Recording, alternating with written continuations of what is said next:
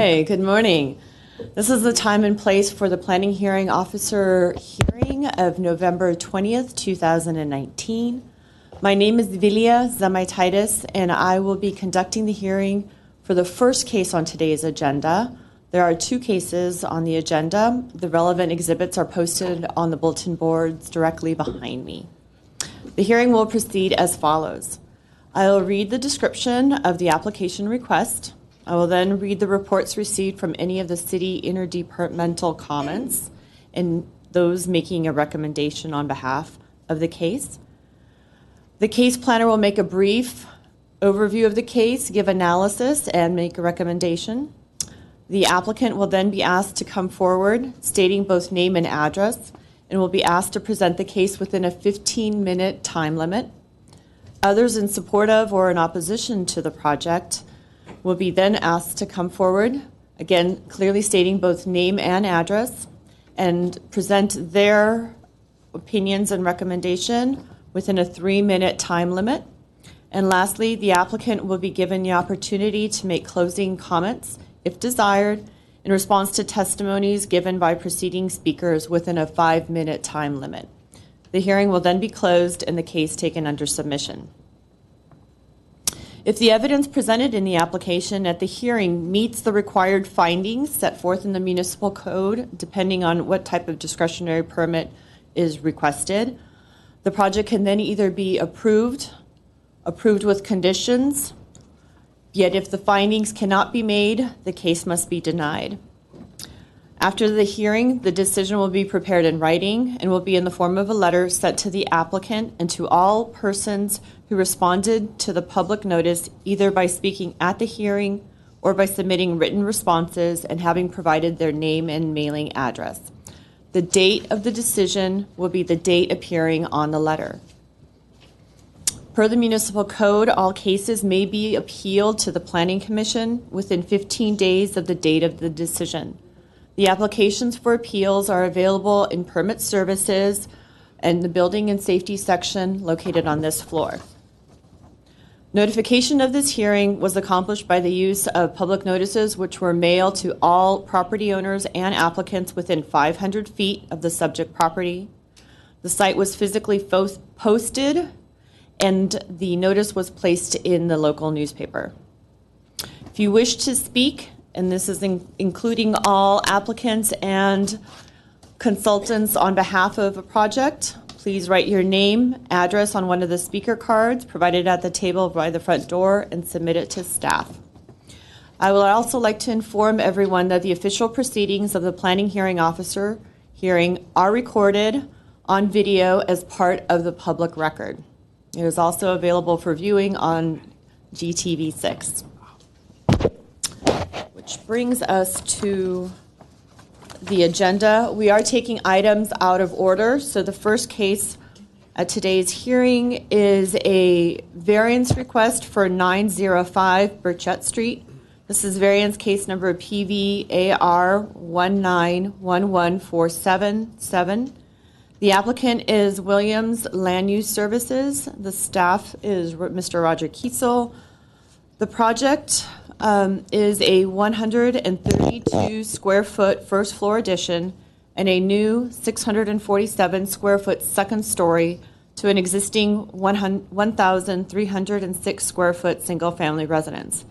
The house is currently 13 feet 6 inches in height, and after the construction of the project, the house will be 21 feet 5 inches in height in the R1 zone, which would essentially require a 5-foot setback. Project is exempt from environmental review per the state CEQA guidelines, sections 15301, class 1, existing facility, because the project is an addition to an existing single-family residence.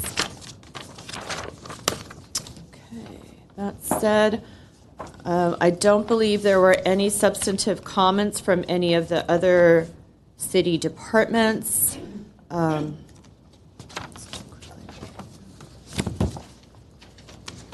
Building and safety had standard conditions.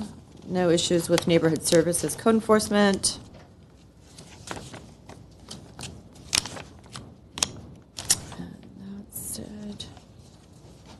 and that there are no protected trees on site, so no comments from the urban forester. So with that, I would like to turn the matter over to Mr. Roger Kiesel for a quick overview and analysis.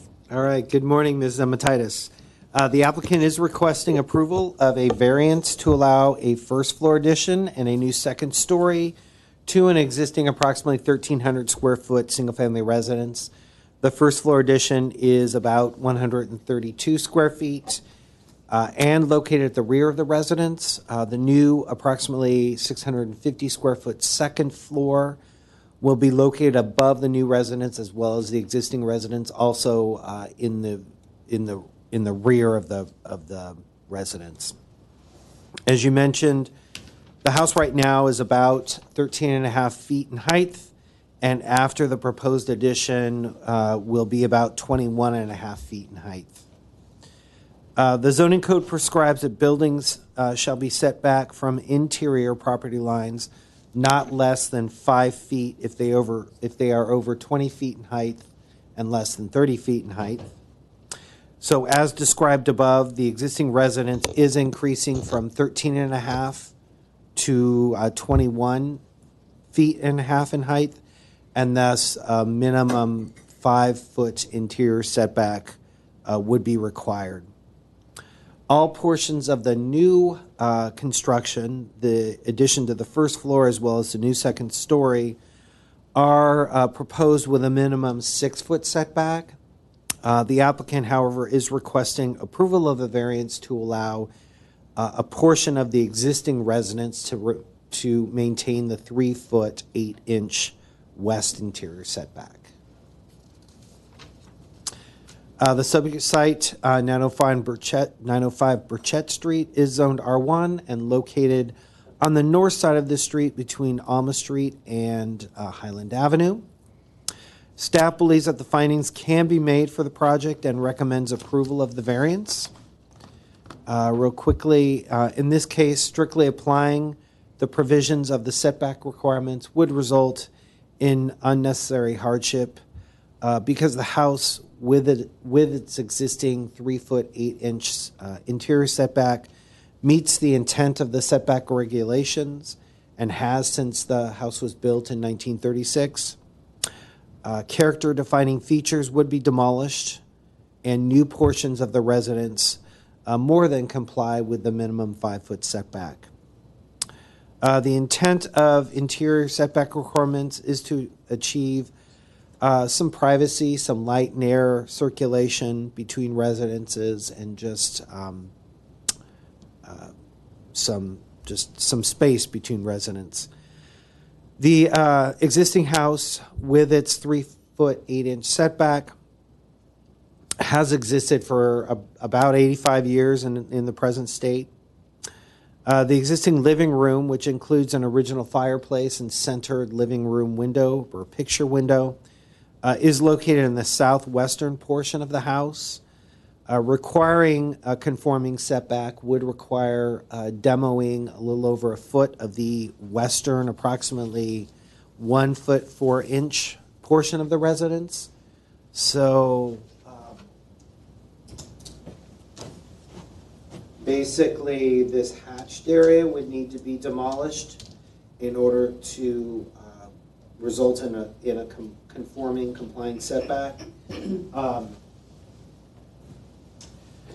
That, however, would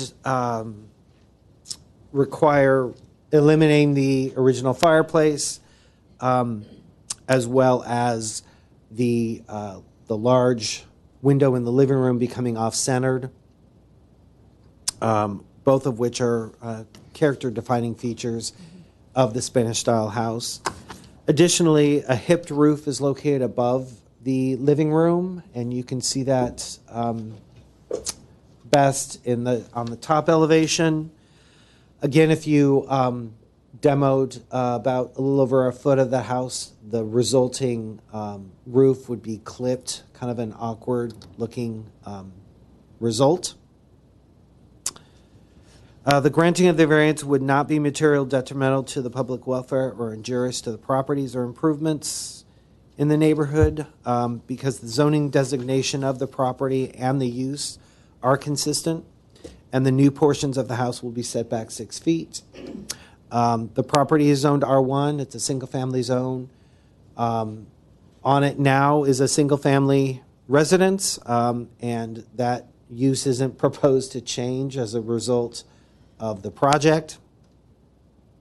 Maintaining the 3-foot 8-inch interior setback as it has been since construction of the house has not proven material detrimental or injurious to the property or the neighborhood.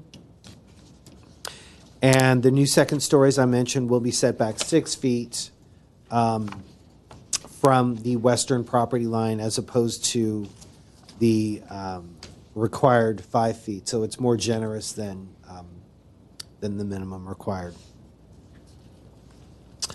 The granting of the variance will not be contrary to the objectives of the ordinance because it will allow character defining features to remain on the house. And again, a minimum 6-foot setback is provided for the new portions of the residence.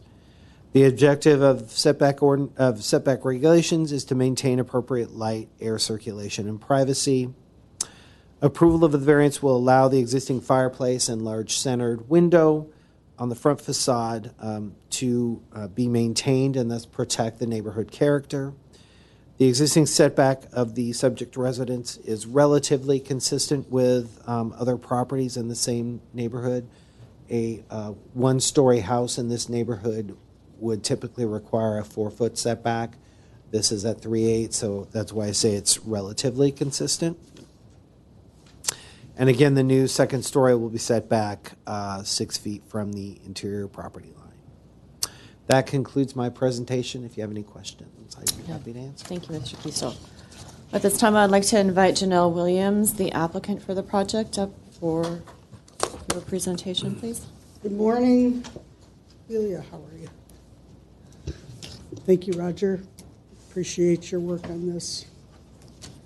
The subject lot is 6,023 square feet. The proposed 2-story, 779 square foot addition will be set to the rear of the house and include 152 square feet on the ground floor at the rear of the house and a new 646 square foot second story also at the rear of the house for a total new floor area of 2,085 square feet. We're requesting an exception to the current development standard for the existing legal non-conforming building line, that is to maintain the existing west side profile at the front of the house, which does not meet the current setback requirement, while adding 779 square feet to the existing home, which was built in 1936. The addition to the rear of the home at the ground level will follow all required setbacks and actually exceed them. The addition will not result in any further setback encroachment or requests for any other code relief. All other code requirements are being met in this remodel. The following issues were considered in determining the variance request. The living room facing the street has a symmetrical gable roof evenly sitting on both side walls. If we remove the existing wall on the west side and build a new wall 2 feet toward the inside of the property, then we would have to shorten the existing roof, which would also result in an asymmetric and unattractive front facade. The current facade is in balance, particularly on the western portion, where the encroaching part of the wall actually frames and balances the living room window, which is a predominant element in the front of the home and is a character-defining feature of Spanish residences. Approval of this variance will allow the existing fireplace and large window on the front facade, both features common to Spanish-style homes, to be preserved and maintained and thus protect the character of the neighborhood. Maintaining the existing setback will preserve the charming aesthetic of the front facade. And additionally, the strict application of the provision of the ordinance in this case would result in unnecessary demolition in an awkward and unbalanced building facade, new structural considerations with foundations and footing excavations, which are unnecessary. All of this would pose practical difficulties and unnecessary hardships far outside of the intent of the regulation. The proposed first floor addition is code compliant, including setbacks. The proposed second story sits far back to the rear of the house, has ample setbacks and articulation with walls and roof lines to avoid a boxy appearance and to blend into the existing home. The project is still consistent with the R1 zoning, given that the use of the property will remain consistent with the neighborhood and the requirements for land use and zoning are satisfied in their intent. The minor existing condition is inconsequential to neighboring properties and is preferred as it supports continuity of good design, has existed for 83 years without adverse effect. The intent of the setback regulation to provide adequate side yard flow of light and air will continue to be preserved with the proposed remodel, in that the improvements to the home will not diminish the existing aesthetics, light or airflow, or add excessive floor area. We propose a modest increase in floor area split between the first and second floors. At the location of the existing non-conforming setback, the nearest neighboring structure is approximately 12 feet away. So light and airflow will continue to be adequate, and emergency responders have ample access to both properties should the need arise. The code envisions allowing upgrades to single-family homes in order to keep them consistent with current residential standards and to ensure continuity and stability of owner-occupied housing in Glendale.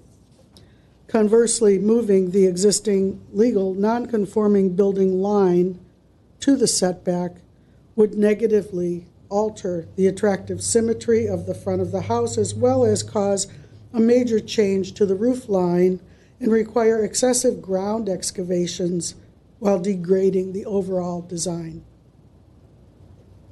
The proposed setback encroachment is existing and has been in line with the objectives of the setback regulation over its 83-year history.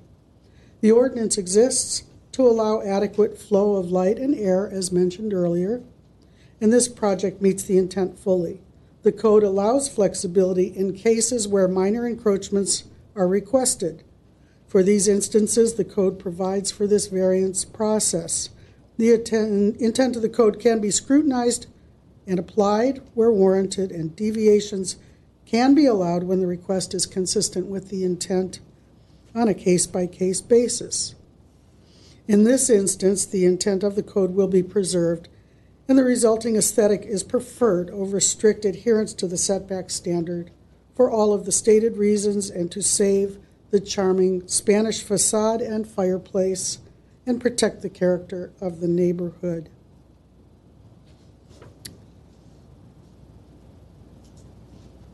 I'm here to answer any questions you may have.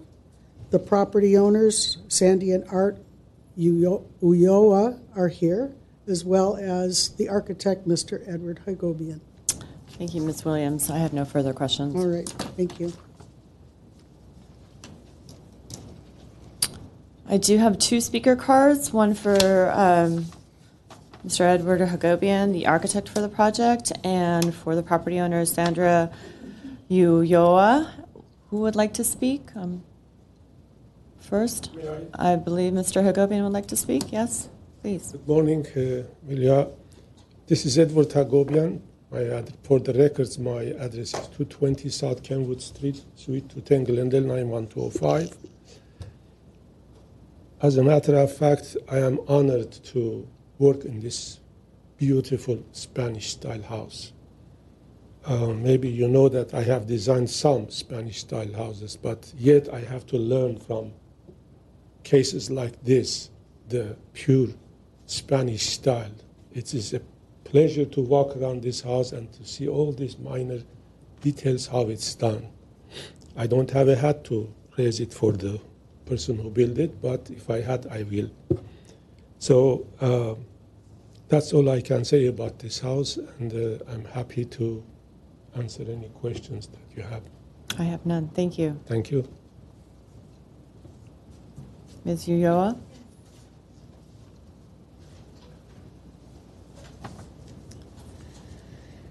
Good morning. I am the owner of 905 Burchett Street. I am a longtime resident of Glendale, 47 years to be exact. I grew up here and attended all of Glendale public schools. My son and daughter both attend public schools here as well. My husband and I bought this house 17 years ago. Our beautiful Spanish home is small. It is only 2 bedrooms and 1 bath, but we absolutely love it. Our neighbors are wonderful, and we live 2 blocks away from my parents, who are aging and are in need of our help quite often. We contemplated moving at first, but decided to stay close to them. We are very rooted here in the Pelincone area and hope to make it our forever home.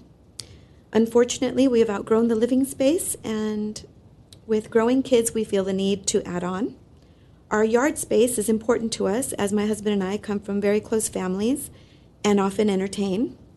Our front courtyard is the most beautiful part of the house and could never be compromised if we wanted to keep the integrity of the architecture. With that said, our only choice seems to build up and request for this variance. Our neighborhood is charming, and we intend to keep it that way. This is why we have worked very closely with our architect and the city, both Roger and Edward, to ensure that we do just that. Our new square footage, if approved, will be set at the rear of the house. We are only adding what we need to accommodate our family. We have received a lot of positive feedback from our neighbors, who also have homes that are too small and would love for us to be able to do this with our house. We hope to raise the value of the homes around us by tastefully blending in our new addition. We have a lot of respect for our neighborhood and feel confident with our expansion. We thank you for considering our request and also for caring for our community. Thank you. Thank you. I'm not sure, now it would be the time for rebuttal. I'm not sure if Ms. Williams needs to rebut those comments or not. You feel? I don't need to rebut the comments, but just let you know that we have looked over the conditions, the requested conditions of approval, and agree. Okay, thank you. Actually, that reminds me, if I could just interject, on the site plan, I do want to add a suggested condition. If you notice on the site plan, behind the garage there is what's labeled as like a storage appendage on the rear of the garage. I didn't find any permits for that, and so unless the applicant has a permit for that storage shed or storage addition, I'd like to make a condition that that be removed. Okay, and that's something that we can discuss, not discuss, but you can discuss with the case planner, Sure. because if you can provide the required permits showing the legality of that storage, then obviously it can remain as That's is. fine. So, Okay. Thank you. Mr. Kiesel, were there any? I believe that there were a couple telephone calls made by interested neighbors on. Yes, I just received a couple telephone inquiries regarding the project. One was concerning their views being blocked. A couple comments were with regard to a second story in a predominantly one-story neighborhood, and those were sort of the two main comments. Okay, thank you. With that said, this is a variance request to maintain an existing 3-foot 8-inch interior side setback in conjunction with an addition up above, which would then trigger a 5-foot setback. This variance is only for the interior setback, and all matters related to massing and scale, design and detailing, site planning issues would actually be addressed at the design review stage for this project. And so there still will be a design review board meeting a publicly noticed meeting. So I believe those type of comments can be addressed at Would that be more juncture. appropriately Correct. addressed there. In front of the design review. Yes. So The calls that I fielded, they are aware of that. Okay. I made them aware of that. good. So there will still be an opportunity to comment on those aspects of the project. So again, this is only for the standards variance for the maintenance of this existing 3-foot 8-inch setback. I'm inclined to approve this case. The decision letter will go out sometime this week, and this particular matter then is closed and taken under submission. So thank you. Thank you very much. Okay, that said, we would like a quick 2-minute break to then switch hearing officers, and I will be turning the dais over to Mr. Roger Kiesel to hear the next case on today's agenda, which is for Holy Family Church and High School. So, thank you.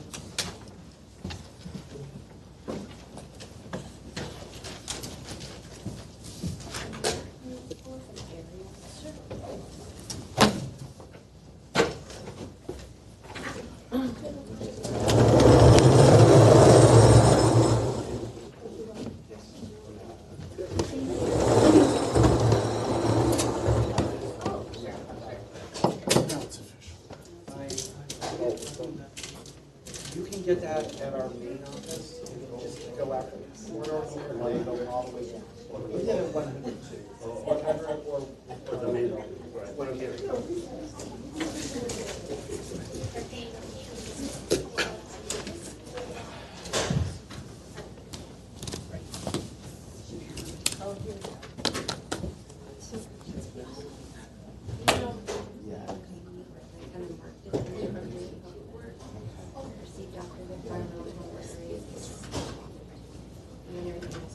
Okay.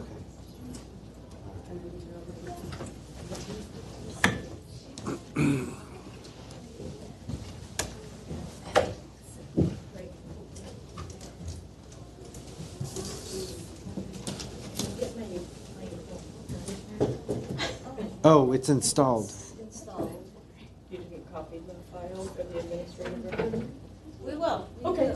Yeah. I'm Make just sure you saying, get it. if everybody keeps talking and I have to leave for a meeting, then we'll I'll never just, see I'll it. just, I just leave it now, download it, and I'll. Okay.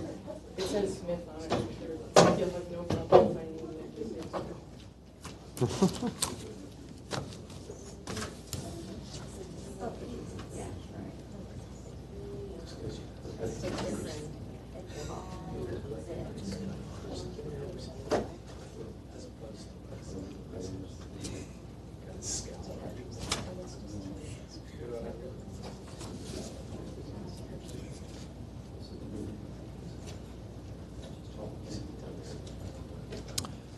Ms. Smith, are you going to go over your letter, your email No, I was at your going to do presentation? my PowerPoint, which is Do they say the same things, basically? mostly. Okay, okay. Yeah, you have a copy of it, Yeah. a paper copy. I hope I did that to help you. Um, Need another one? No. I just, I'm gonna, summarize it. Oh. I think we're on. All right, I think we are on. The second case on the agenda is located at 214 East Elk Avenue and 209 and 400 East Lomita Avenue and 404 South Louise Street. It is conditional use permit number PCUP 1906936, standards variance case number PVAR 1906937, and parking reduction permit case number PPRP 1906938. The applicant is Con Consulting. The business or the property is Holy Family Campus. And I'm going to try to summarize the project. The proposed project encompasses the expansion of and improvements to the Holy Family Campus in conjunction with the proposed master plan. The campus is located in an R1650 multifamily residential zone, and the campus includes the Holy Family Elementary School, the Holy Family Church, and the Holy Family High School. The proposed project includes demolishing two ancillary buildings and development of two new buildings on the high school site. The project will reconfigure a surface parking lot with 162 parking stalls on that same high school site. The proposal also includes demolishing an existing 3,000 square foot parish office rectory building on the church site, and replacing it with a 22 space surface parking lot. And then just to summarize the discretionary approvals, the applicant is requesting a parking reduction permit to provide a total of 162 stalls for the private school and new buildings where 287 parking spaces are required.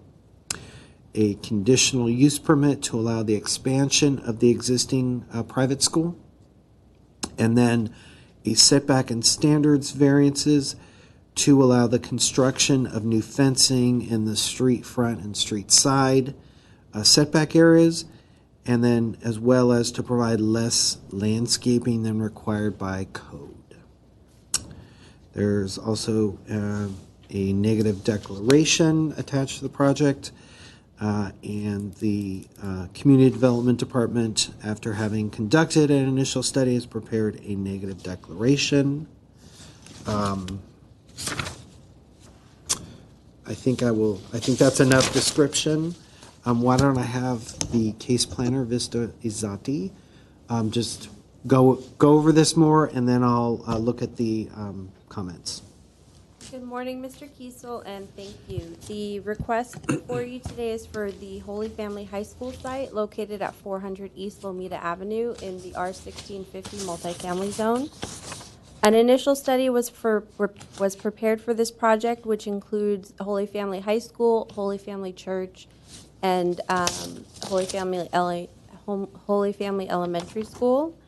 The initial study was circulated for the required 20-day comment period from October 17th until November 6th. The final negative declaration, including responses to comments received, is included for your consideration and was included as Attachment 9 to the staff report. The applicant's request is in conjunction with improvements to their master plan for the Holy Family campus. The campus is located on 3 corner properties and includes Holy Family Elementary School, which has been in operation since 1924, Holy Family Church, which has been in operation since 1921, and the subject Holy Family High School, which has been operating since sometime between 1935 and 1940. The master plan includes 2 primary phases, with phase 1 broken into 3 subphases. The improvements to the existing private school, Holy Family High, will occur during both phases of the master plan as detailed in the staff report. The project does not include increasing student capacity for the high school, which will remain at 280 students. The project includes demolition of 2 ancillary buildings and development of 2 new buildings, a 12,600 square foot 2-story parish center, and a new 2,900 square foot 1-story building. The project site is approximately 124,000 square feet with frontage on 3 streets, South Louise, East Lomita, and East Chestnut. The new parish center will be built during Phase 1A and will be used by both the high school and the church, and it will contain meeting rooms, offices for school and clergy staff, a chapel, and a welcome center. The new 1-story building will be constructed during Phase 2 and will be used for the school's life, teen, and music programs. These new buildings will be used by high school students during regular school hours for academic, musical, and spiritual activities. During the evenings and weekends, parishioners will use the new buildings as well. The proposed facilities will replace older, outdated facilities that are located throughout the campus and increase efficiency of current programs and delivery of service for their organization. The improvements to the high school will provide a reconfigured surface parking lot with a minimum of 162 parking stalls being provided, where 287 will be required by code. Phase 1B of the master plan for the campus also includes demolition of an existing parish office rectory building that's located adjacent to the church.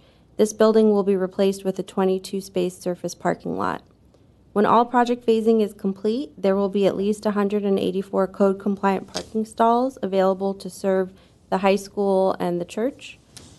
There's also an existing dual-use grass playfield area located on the high school campus that can accommodate an additional 33 spaces if needed for overflow.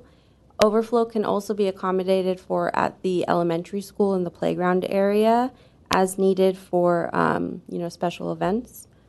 The applicant is requesting 3 entitlements: a CUP to allow for improvements to the existing school, which includes 2 new buildings, a setback and standards variance to allow new fencing with an overall height of 8 feet in the setback areas, and to provide less landscaping on site than what is required by code. The new fencing will replace existing chain link fences on the property with setbacks that range from about 4 feet to 6 feet along all 3 of the frontages. The new fencing will be set back a minimum of 1 foot from the property line on all 3 street frontages. The project is requesting to provide approximately 15,000 square feet of landscaping, or 12%, for an initial period during Phase 1, and a final total of about 18,000 square feet of landscaping, or 15%, when all construction is completed. The minimum requirement in this zone is 25%, or 31,085 square feet. The site currently has about 14,000 square feet of landscaping, so at project completion, the on-site landscaping will be improved from the existing conditions, and it will comply with the code in relation to the state's Model Water Efficiency Landscape Ordinance, as well as all other city requirements. Finally, the third entitlement is a request for a parking reduction permit to provide a minimum of 162 spaces where the code requires 287. As it relates to the CUP request, the project will be consistent with the various elements and objectives of the general plan for the area. The city's traffic engineer did review the project and the expansion and determined that no significant impacts would occur as a result of the proposal. City records indicate that the existing school has operated at this location for almost 80 years without any major incident, and neither the police department nor neighborhood services division cited any concerns related to the proposal. In regards to the variance, the strict application of the code would result in difficulties inconsistent with the general purpose and intent of the code. Requiring the project to comply with the setback requirements would result in impractical changes to the existing site that would restrict the use of the site as a private school. The new fencing will allow the use of the campus and associated playground areas by students and staff in a safe and secure environment. Denying the request would result in a loss of this outdoor space and would further impact the proposed improvements to the parking lot, which will be brought into compliance with current code for stall widths, backups, and landscaping. The intent of this is also to improve traffic circulation on site and make it safer. Also, providing required landscaping on this site would require a significant reduction in playground areas for the high school site and parking spaces for the high school and campus as a whole. There are exceptional circumstances that apply to the property that wouldn't generally apply to other property in the same zone or neighborhood. First, the site is larger in comparison to most of the properties in the area and has frontage on 3 streets. Second, the site has been operating in this location for almost 80 years with development and operational needs that differ from a typical residential use. Lastly, the request will replace an existing chain link fence with a new decorative fence. The location of a fence in the setback area was already established, and this was done through variances back in 1961, I believe. The new fence and landscaping improvements will comply with all other zoning requirements and will be required to obtain design review approval prior to the issuance of a building permit. This will ensure all improvements are compatible with the existing development and neighborhood. Finally, in regards to the parking reduction permit request, the proposal will be sufficient for the project based on the overall scope of work and operation of the campus itself. The applicant also submitted a parking study that is included with the staff report. The parking study prepared by the applicant established peak demand for the entire campus, being a Sunday evening at 6 p.m. with 171 parking spaces occupied out of the existing 177. The request to provide a minimum of 162 stalls during Phase 1A and 1B of the project is appropriate. If needed during these first two phases, overflow parking could be accommodated for at the elementary school, so that's always available to them if needed.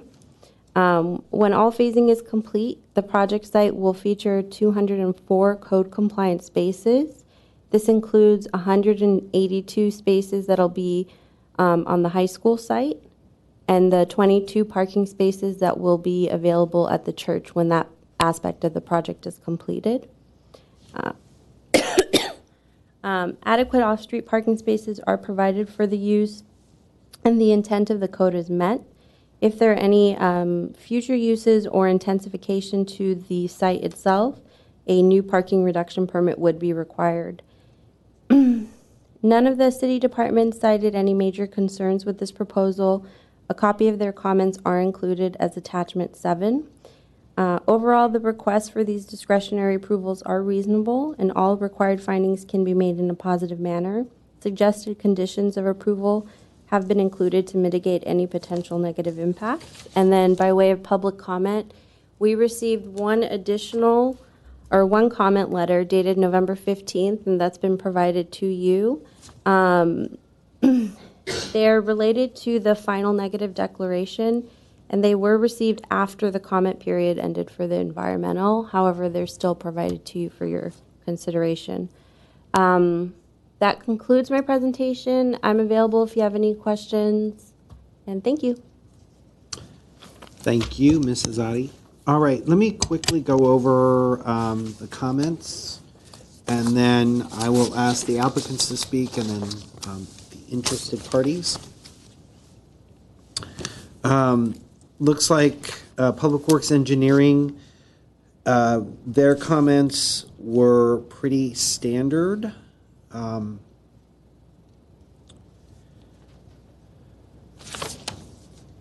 They're pretty standard, yeah.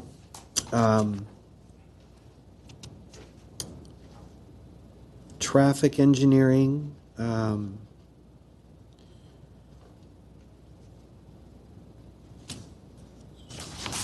standard. Land development engineering,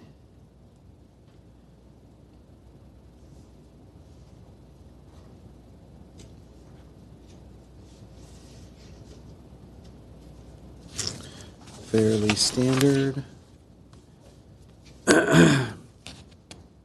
GWP,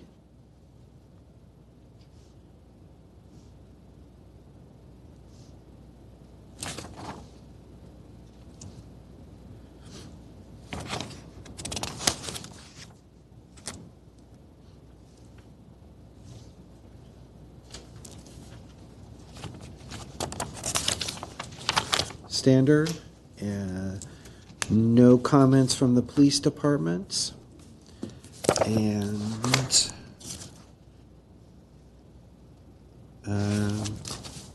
no comments from neighborhood services.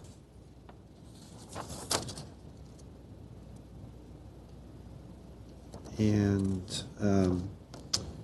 the Tribal Historic and Cultural Preservation Department, no comments as well. All right, so as Vista said, we did receive one email, looks like last Friday, from Francesca Smith, I think it's probably just easier for me to quickly read the letter out loud. I think it was November 6th you received it. So Ms. Smith submitted comments November 6th related to the environmental. Those comments were addressed in the final negative declaration posted online. This is an additional comment letter received after the comment period ended. Okay, so let's, oh, I see, okay.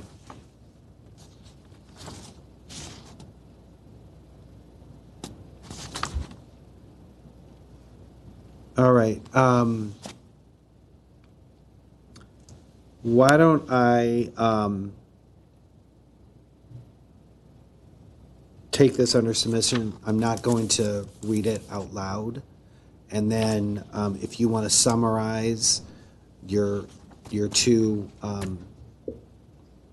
correspondence during your time to speak, we can do that. All right, so those were all the public comments as well as comments from other departments. I'm going to assume that Rodney Kahn wants to speak first. Okay, thanks. Good morning, Mr. Kiesel and city staff. My name is Rodney Kahn. My offices are located at 1111 North Brand Boulevard, Suite 403, here in the city of Glendale. I'm here today on behalf of the Holy Family Catholic community, and I'm actually part of a team. With me here today, our team is led by Father Jim Bavacqua. He's the pastor at Holy Family Church. We also have Deacon Ron Baker. We have Karen Compton, our project manager. We have Maureen Sullivan and Sandy Rudden from the architectural firm Pika Sullivan. Our project is to master plan the Holy Family campus. We will be upgrading and improving buildings, parking, fencing, and landscaping on the subject properties. It's important to note the primary buildings on the campus, the church, the elementary school, the high school building, will remain unchanged and will not be altered or modified. 3 of the ancillary or accessory buildings will be replaced. These buildings are older, outdated structures. The new accessory buildings and improvements will allow us to increase the efficiency of current programs. However, they will serve the same number of participants and be operated by the same personnel. Holy Family Catholic Church and Schools leadership are very important members of our city. They provide a spiritual foundation for our community, and they educate our children. This master plan has been worked on for several years. In fact, as mentioned by city staff, it's being implemented in 2 different phases. The first phase has 3 components to it. The second phase has 1. The reason we build the project in phases is due to funding. Fundraising commitments from donors and donations and the Archdiocese of Los Angeles are the funding sources for these improvements. Therefore, we need to budget for and be responsible stewards to make sure that every dollar that is donated for these projects is well spent. What I'd like to do is briefly go over the applications and the findings for each of them, and I'll start off with the conditional use permit application. As mentioned by Vista, the Holy Family Catholic High School was established actually in 1937. The private school is located in the R1650 zone. In fact, the entire campus is located in the R1650 zone. This use is conditionally allowed according to the Glendale Municipal Code. The land use element of the general plan designates this site as high density where a private school is consistent with this land use designation. The circulation element of the general plan classifies East Lameda Avenue, South Louise Street, and East Chestnut Street as local streets, which could handle the traffic proposed for the new buildings. As also mentioned, the city traffic engineer has reviewed the plans and determined that no significant increase in traffic will occur. All the other elements, the open space, the recreation, the safety, the housing, will not be impacted. The noise element will not either. The all-girls high school, which has a student capacity of 280 children, will not be increased. The second item, the use and its associated structures and facilities will not be detrimental to the public health, safety, welfare, or the environment. The City of Glendale encourages the presence of educational and academic schools for the many benefits they provide. Holy Family Catholic Campus has proven itself over the many years to be good neighbors and respectful to the land uses and to the buildings that surround their properties. As mentioned, both the police department and the neighborhood services, those are the two city departments that deal with complaints, had no concerns with our requests. Also, you'll notice from the neighborhood, there are no complaints. This is a testament to the professional manner in the way Holy Family conducts itself. The use and facilities will not adversely affect or conflict with adjacent uses, the surrounding uses, specifically to the high school campus. To the north is the grade school. To the west, we have a number of different land uses, multifamily residential. To the south, we have a non-affiliated church. We also have residential, multifamily residential. And to the east, there's multifamily residential and commercial land uses as well. For the past 80 years, the Holy Family Catholic community, including the high school, has provided stability and a sanctuary to this neighborhood. If anything, it has actually encouraged surrounding properties to improve and to upgrade. The last item as it relates to this conditional use permit relates to the buildings themselves. The buildings themselves will replace older, outdated buildings that have outlasted their life cycle. The new buildings will meet all current City of Glendale building and safety codes, fire codes, engineering and public works codes. Glendale Water and Power has the capacity to provide water and electrical services consistent with the needs generated by these facilities. As it relates to parking, I'll further address that in our parking reduction request application. But in conclusion for this application, Holy Family Catholic High School and its continued operation promotes a spiritual foundation for these young women and provides an excellent education that is beneficial to our community. I'll conclude my remarks on the conditional use permit. If you have questions, I'd be happy to answer them. Otherwise, I'll move on to the next application. Yep. The next application I'll address is the parking reduction request. As staff had previously mentioned, currently out on the site is 177 parking spaces. All of those parking spaces are used by the various elements of the campus. So for the high school, for the church, for the elementary school, that parking serves that campus. The new structures that we will be building, as I mentioned, will be replaced. One of the items the zoning code does not do. The zoning code does not allow for a, quote, parking credit, even though those buildings have been existing for many years, even though the uses that are being conducted inside of them will be conducted inside of the new buildings We still do not get a parking credit for the old buildings, but we do have to provide the parking for the new buildings.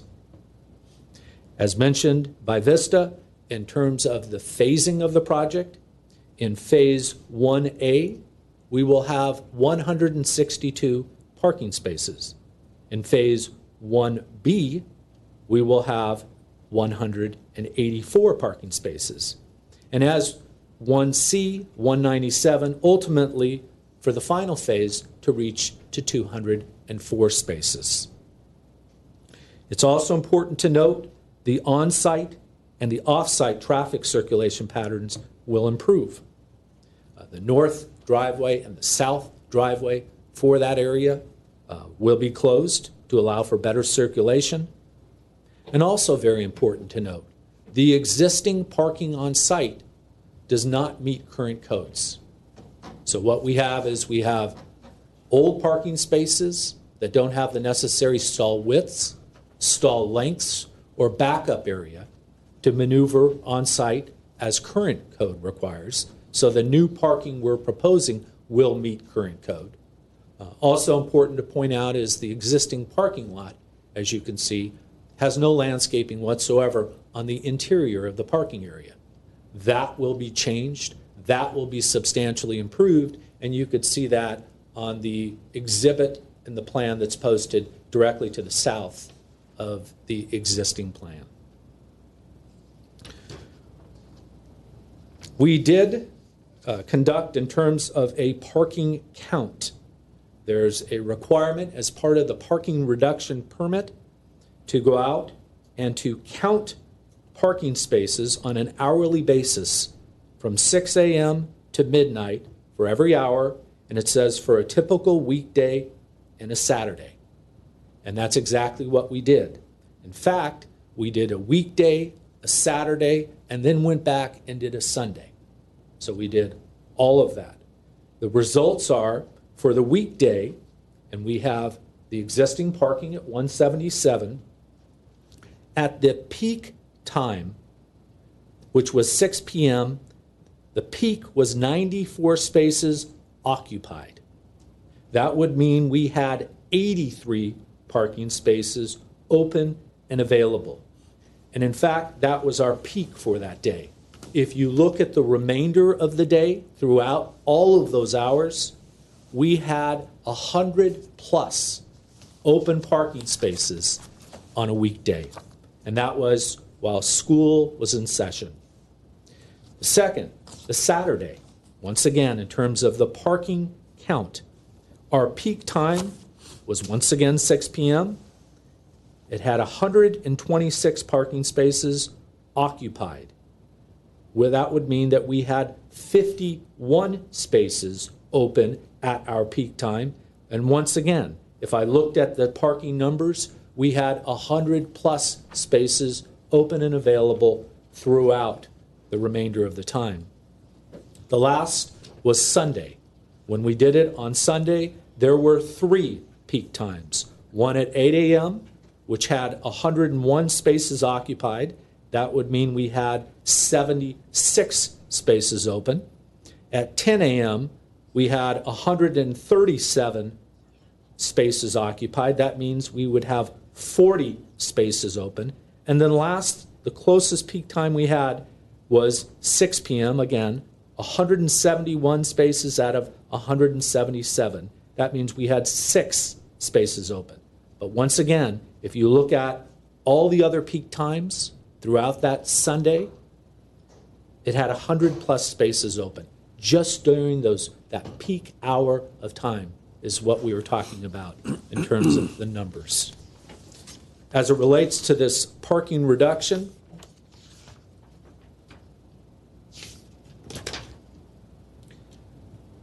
as illustrated in the count that I just gave, the parking supply has always been sufficient to meet the needs of the entire campus.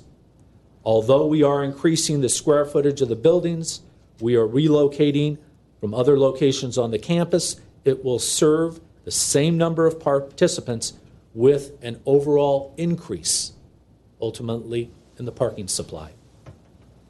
The zoning ordinance determines parking in part based on the square footage of a building and not on the demand that is created or not created. In this case, we have more than sufficient parking to meet our demand. I'll conclude my remarks on that application. If you have questions, I'd be happy to answer them. Otherwise, I'll go to the last application. No, I'll save the questions to the end. Okay. The last application is related to variance items, and there are two. The first is related to the setback for the fence or fencing. The second item is related to the landscape percentage.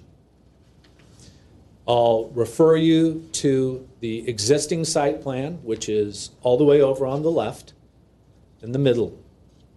Currently, we have a chain link fence that surrounds the majority of the property.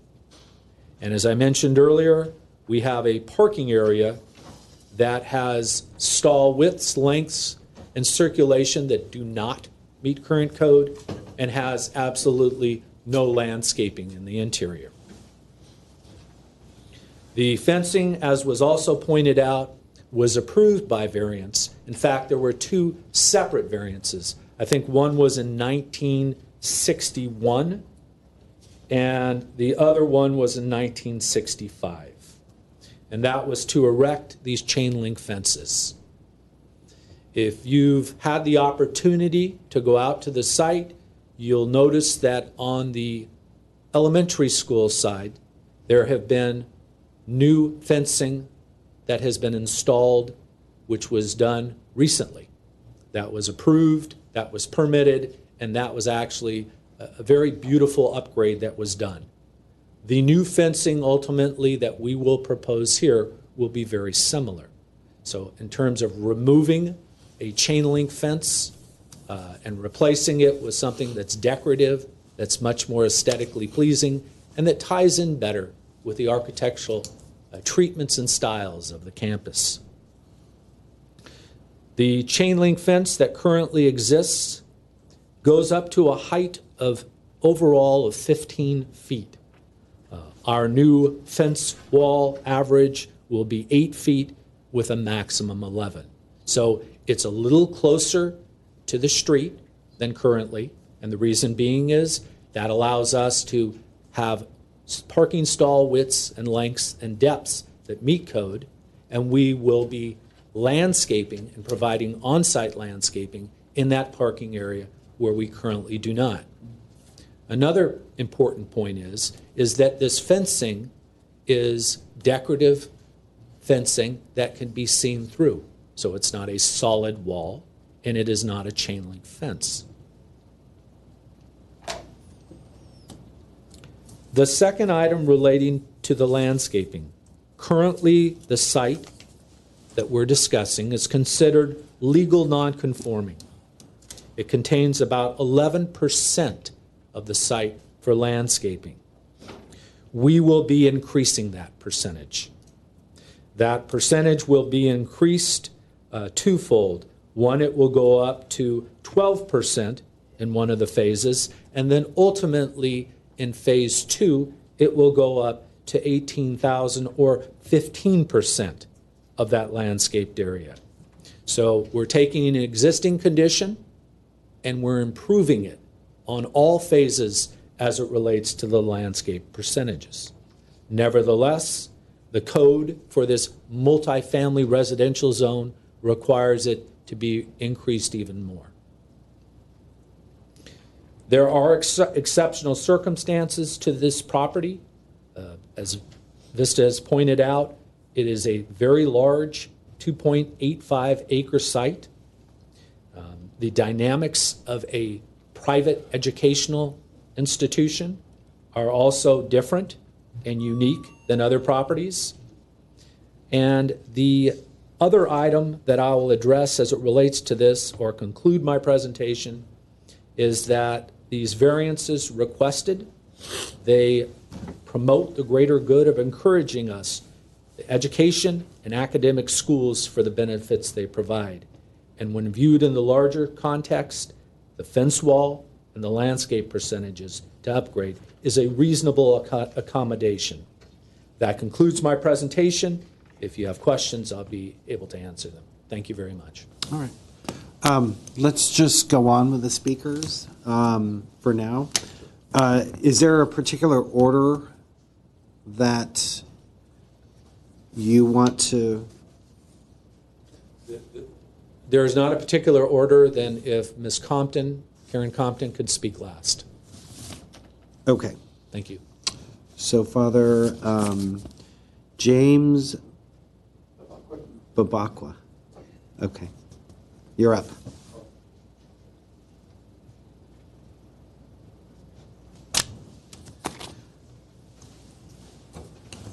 Good morning, and thank you for this opportunity.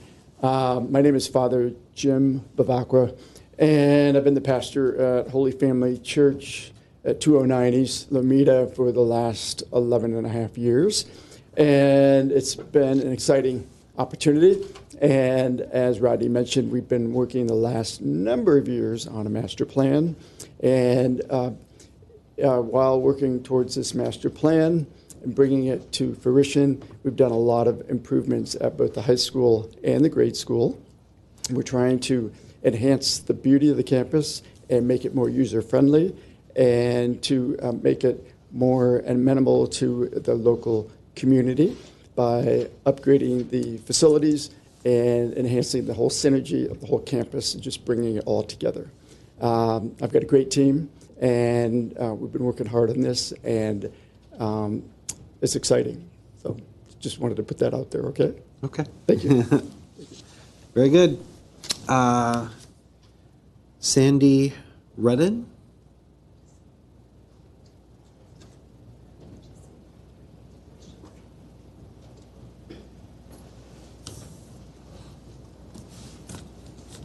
Hi. I'm Sandy Redden. I work for Pika and Sullivan Architects. I'm really here just to answer any questions that might be posed that the architects need to be able to answer more Okay. quickly. All right. That's fine. Maureen Sullivan.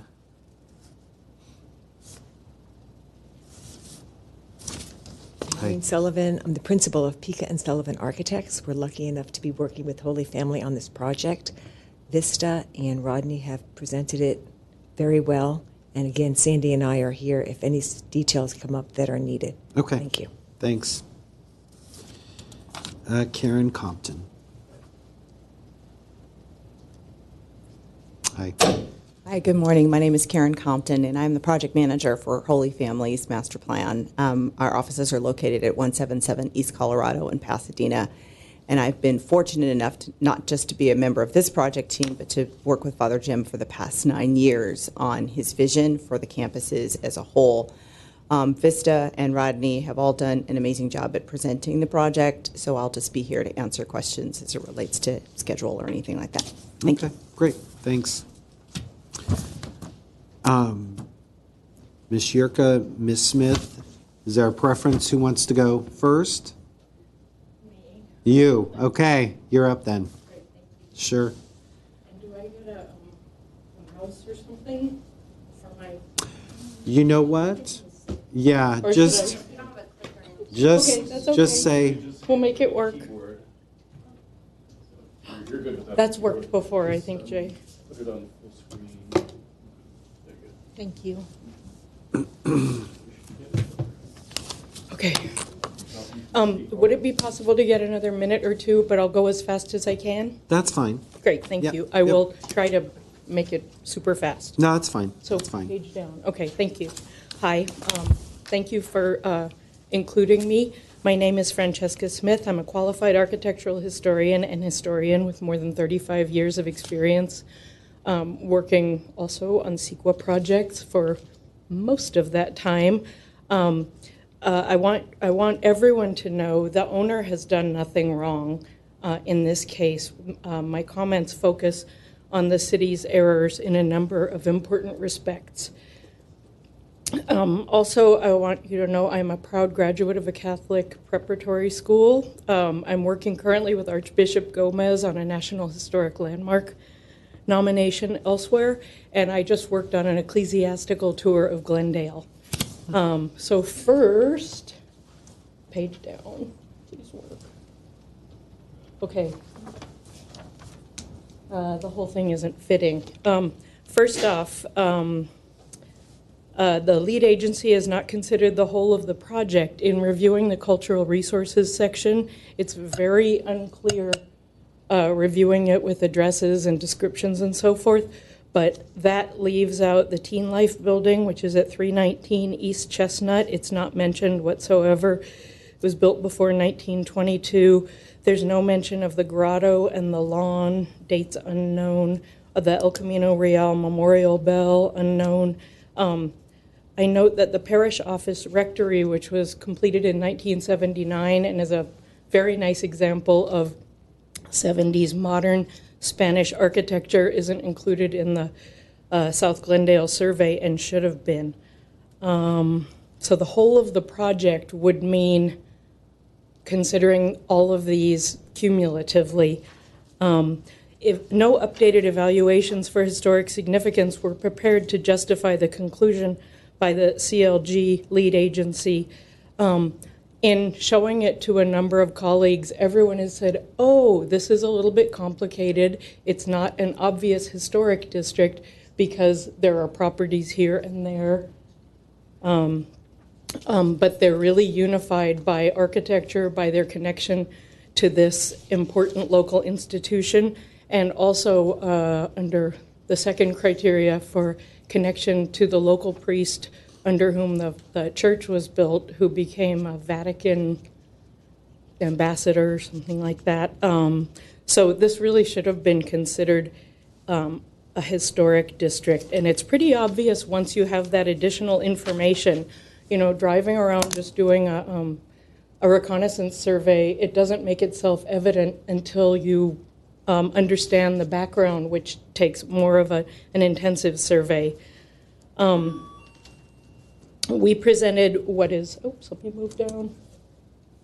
No evaluation, sorry, 319 Chestnut, El Camino Real Bell, Lady of Lourdes.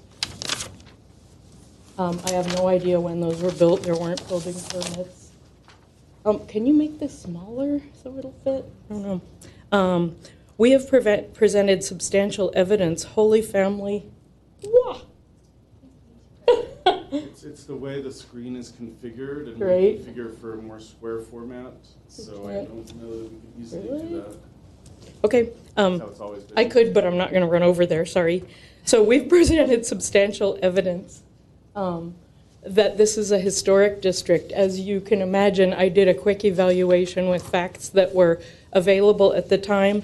The historic district would include the convent, which is the Upper Hen's Tooth, which is a very obvious historical resource. In the city survey, it says that it's 6L, meaning not locally significant, but considered in local planning because of a handicapped ramp, which actually, if that made it not significant, that should have been reviewed under CEQA since the building was built in 1923 and is pretty obvious. What we have here is an assemblage of related buildings built between 1921 and 1963, designed in harmonious and interrelated architectural styles. For this project, as nearly as I can tell, because it's hard to get a hold of, 8 of 10 of the district contributors, of building properties in the district would be demolished, not necessarily district contributors. The fact that this was missed in the South Glendale survey doesn't mean it's not a district. It means that that additional research wasn't performed. So under CEQA, something doesn't have to be already recognized, as you know. So we have provided, go ahead. Sorry, just the numbers on this page. They correlate to what was received on the 6th. There's a detailed Okay. property by property. Just to clarify, that was received on the 15th after the comment period. This wasn't received on the 6th? No, it's with the email from the 15th that was received after the comment period. I apologize. Okay, so. Okay, sorry I didn't do the city's work before then. Sorry. You're welcome. So this was substantial evidence. I apologize. I thought I had submitted it on the 6th. I didn't. You're right. This is substantial evidence. It's reasonable assumptions predicated on facts. I didn't contact Holy Family. I drove by so many times they probably recognized me. We have provided substantial credible evidence that supports the fair argument that this is a historic district, and that that's the basis of the substantial evidence that significant impacts or effects may occur as a result of this project. Page down. The negative declaration, in addition, this was one of my late comments, I'll be really fast, that archaeological impacts were not analyzed. So it says in red right there from your document, after the find has been appropriately mitigated, then the next line says no mitigation measures are necessary. A little confusing. We don't know what the impacts are. We don't know what the resource would be. And it has no performance standards, who would do the work, etc. There's no mitigation monitoring plan. Based on that alone, it should have been an MND, not a negative declaration. I went as fast as I could. Okay. Thanks that's very fine. much. I Anything appreciate else? it. And if you have questions. Okay, thank you.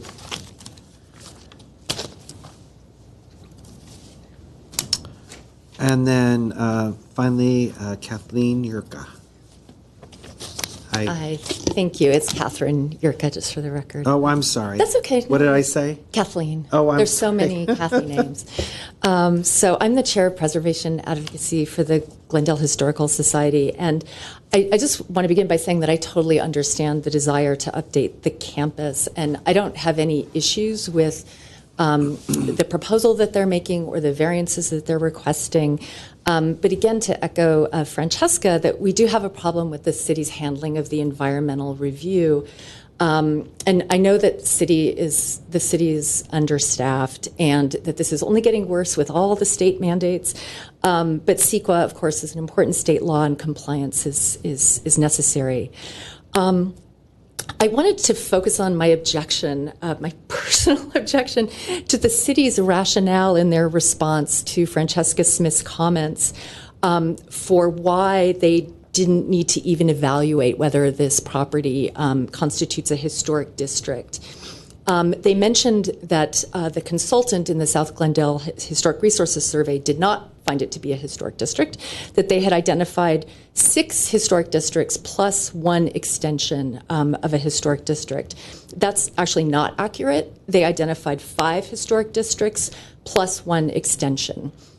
The Glendale, Howard, Isabel area was identified as a planning district, which means that it has the character of a historic district, but lacks the necessary integrity, that it's just been too altered over time. And it was the Glendale Historical Society that walked it on foot and realized that it had the integrity to be a historic district. If it was a planning district with integrity, that's what makes it a historic district. Historic Preservation staff agreed with us. The Historic Preservation Commission agreed with us. I don't know whether the consultant agreed with us because this wasn't incorporated. The survey was submitted to council before all the documentation was completed. I'm assuming that's the 6 historic district staff is referring to, but it could also be that they just made a mistake and it's just 5. For the record, that is the district we're referring to. Oh, okay. Thanks. So TGHS added 40 additional individually eligible properties to the survey. That was roughly 10%. Of the total number of individually eligible properties that were identified. So I think we can say, and I think staff would agree, that the consultant missed quite a lot. And I think this survey ended up being a much larger project that they anticipated, and that they were not well paid, well compensated for their time. So I think that things did get rushed. But I will say that we had to fight for every one of those properties. We were not looking for historic districts. We simply couldn't do it. We're an all-volunteer organization. We were only looking for individually eligible properties. Geneva, Howard, and Isabel was a gift because they'd identified it as a planning district. There was one other cluster of 4 properties that we said should be a historic district, but they'd given us the rationale for why that was. I don't think that staff would say here today that there are no other historic districts in South Glendale. The consultant actually refers in their in their draft survey that there are other historic districts, including clusters of intact Spanish colonial revival houses that would qualify, but they don't actually identify them in the survey. So even HRG acknowledged they did not find all historic districts.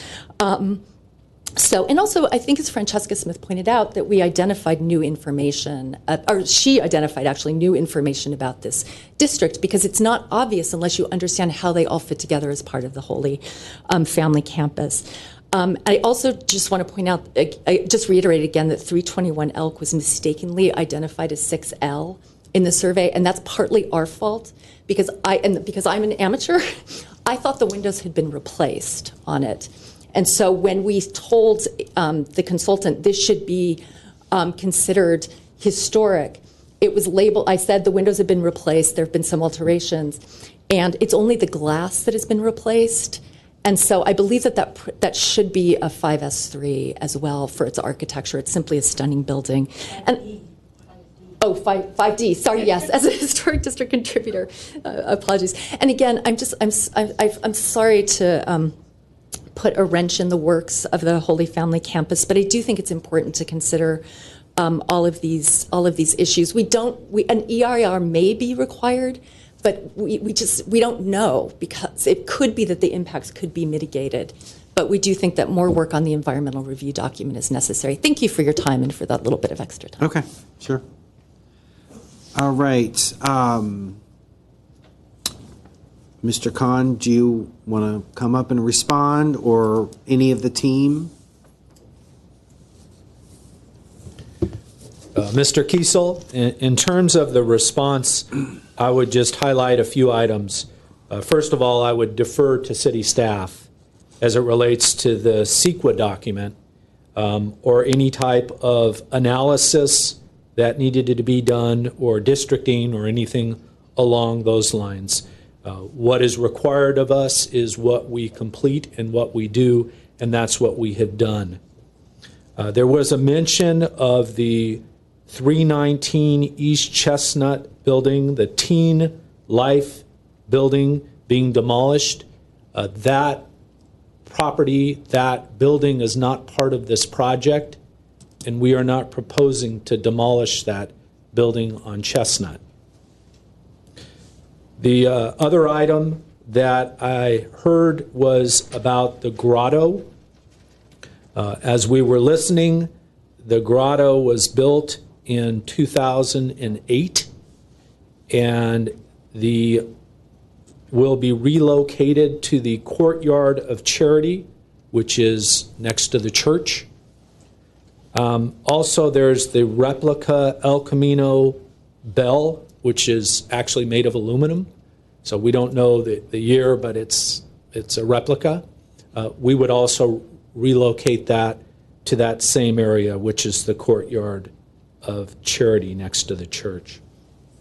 And those are the main items that we've heard.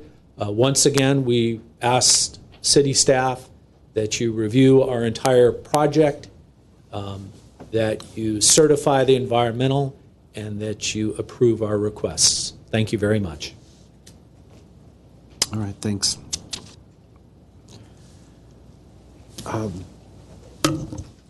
Staff, do you have any response to the environmental questions or concerns that were raised? Yes. Based on the information that we received within the comment period, there's no substantial evidence submitted that this is a historic district on the November 6th letter. Subsequent information does raise the issue. It's an interesting question. But the question before you is whether the environmental determination to put this out through a negative declaration was appropriate, and the city believes that it was. If the issue is raised, there'll be other hearings for this issue. The issue could be raised and presented in a more timely manner, but the negative declaration will stand. In my professional estimation, as Mrs. Smith noted, that when people look at this superficially, they don't necessarily see a historic district. I also meet the professional qualification standards as she does, and there's always reasonable room for disagreement between experts. When I look at this as a potential district and I see that about a third, I haven't measured it directly, but just guesstimating, about a third of the land area of the district is a surface parking lot, and the buildings front onto 4 different streets. I don't feel that this is a campus so much as a group of buildings that have shared use by the Holy Family community, but they don't cohere in the way that I find historic districts, as we've seen them previously in Glendale, cohere. I'm always open to looking at things more broadly, but the more I look at this, the less I feel that we can find this a district. And I know their concerns are not about the proposed demolitions. With the proposal as it stands, nothing will change. If they believe this is a historic district, it would still be eligible as a historic district if this proposal went through, because only one potentially contributing structure would be demolished, which is the parish hall. The small St. Anthony storage building would be demolished. I believe we would all agree that's a non-contributor. And then the existing parish office next to the church, which I agree is a nice building. It hasn't been identified in any of our surveys. And then if we're looking at this district as either terminating its period of significance in 1963, which Mrs. Smith mentioned, or if we associate it with Father Gallivan, who died in 1972, the building was built after his death. It wouldn't be associated with his tenure, his long-term tenure with the church. So thinking about the parking lot also, if we look at that as a non-contributor in the district, the church would have an as-of right to build on that church, which would, if in the future they decided they didn't need the parking area, they solved it, they could do something else there. There would be other modern buildings, contemporary buildings intervening, kind of creating what is barely even feasible or visible as a historic district, even less like a historic district. So just to reiterate, in terms of the environmental review, the negative declaration is the appropriate document to move forward with as the information that was presented to the city within the comment period as required by CEQA. It's the proper document. And if the, and I'm not sure, I believe Ms. Yurka is not representing the Historical Society? Or okay. So if the Historical Society and Mrs. Smith want to pursue this further, there are other avenues for them to do that, but I believe we've approached this completely appropriately under CEQA. All right, thank you. Okay. I've got a number of questions, and I just sort of wrote them down as I was thinking about it and reading the material. So they may not be exactly in importance order, and I may have a parking question here and then do 2 more questions and another parking question. So just bear with me a little bit.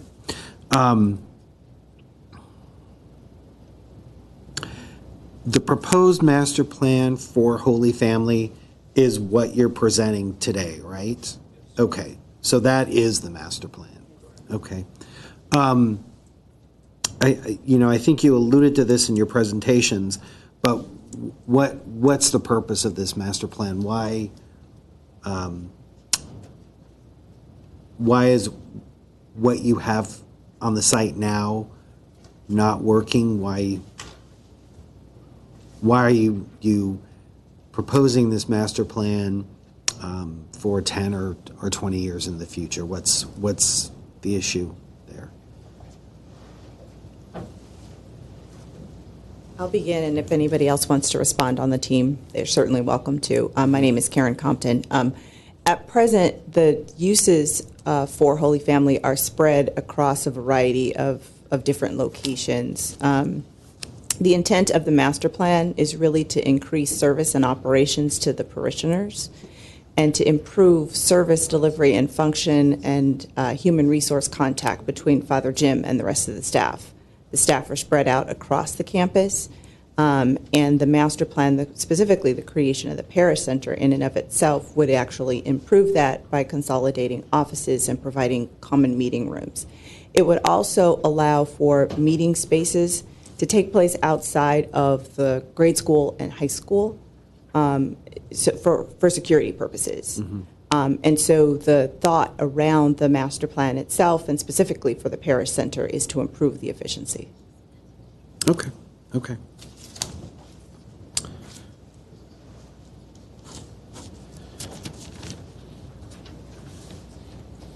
Okay. I would just like to expand on what Karen just said. Our current staff works in 3 different buildings, so there's no synergy. We don't work together. We're not user-friendly for parish staff as well. In addition, we have a great outreach. We have a number of outreaches to the local community, and we don't have any space to store all the food for the poor. So that's a big one as well. Finally, we do have a lot of elderly people, and we have no parking adjacent to the church, except if you get one of the lucky spots on the street. So this would provide 22 spaces right adjacent to the church. It would be more user-friendly for the local community, particularly for the elderly or disabled. Okay.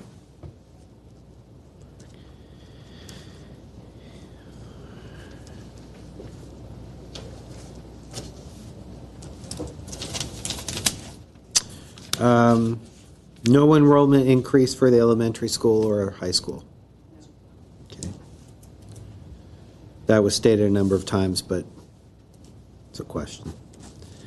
I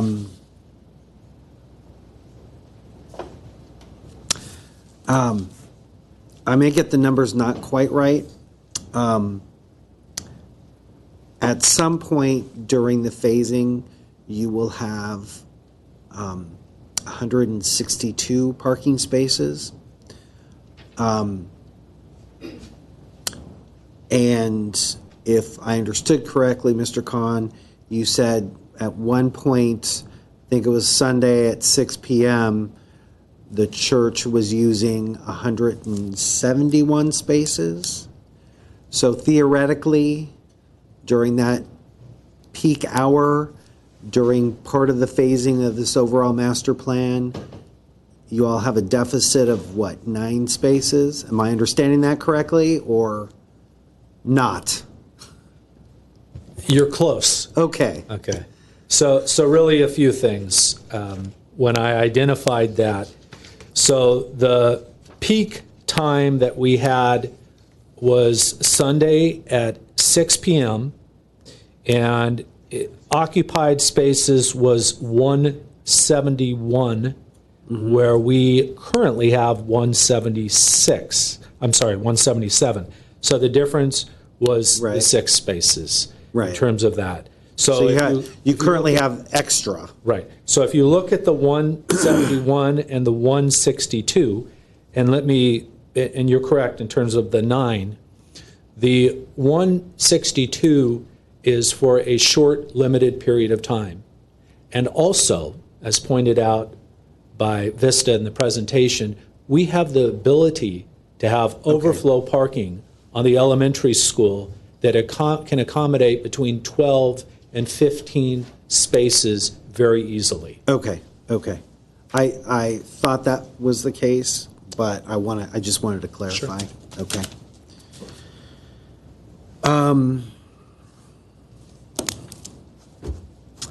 The landscape variance,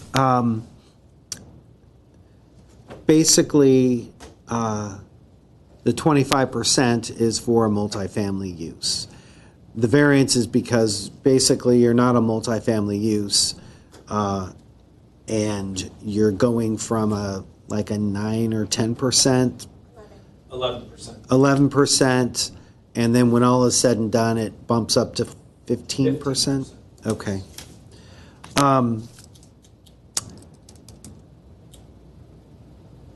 I think I remember reading, or you saying that the installation of the new wall will be about a foot in from the property line. Is that sufficient to provide a landscape buffer? And the reason why I'm asking that is I was Googling the site yesterday evening, and I don't know if we'll be able to find it now, but there was a street that, can you try to, I'm not going to give you any clues, but because I don't know the street names, but on one side was your site or a part of your site with bougainvillea growing up, and then you pan to the other side of the street, which I think was also your site. Doesn't necessarily matter, but the other side also had chain link fence, but there was no landscaping. It was just sidewalk, pavement, and then pavement, and it looked pretty stark. Are you familiar with the location that I'm describing? Mr. Kiesel, yes, we're familiar with the location. Okay. Can I identify a few things or respond to your comment? Yeah, but if we could get it, do you have like a street intersection that maybe we can pan so we can look? We're going to just go down to the street. Okay. This is Lomita. So it wasn't there because it looks like there. Yeah. Okay. Louise. Coming down, if this Lomita, cooperates, we're coming Chestnuts down. to the south. There we go.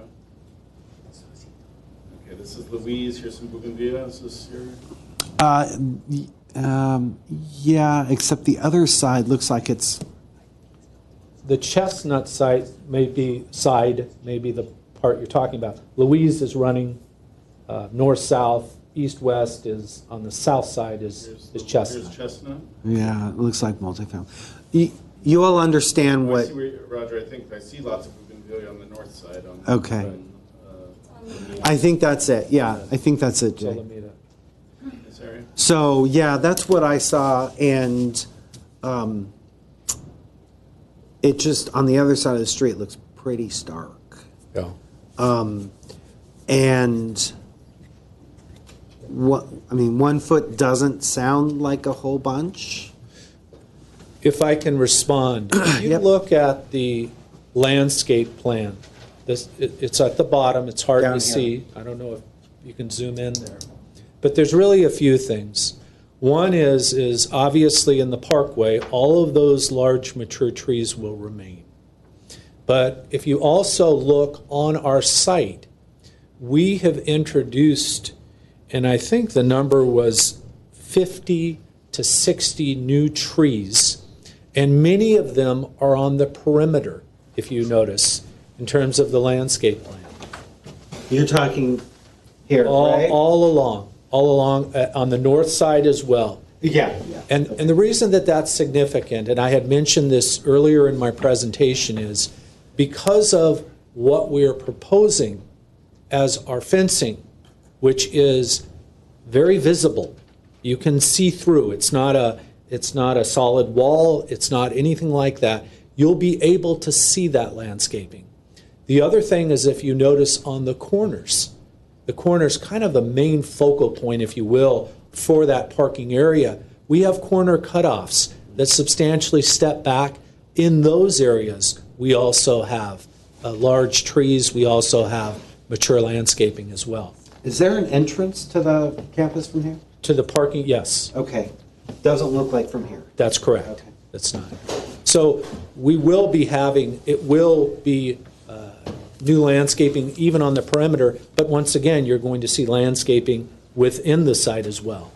So it's going to be a little bit different of a dynamic. I do think you will see an increase in landscaping, which will benefit the surrounding properties as well.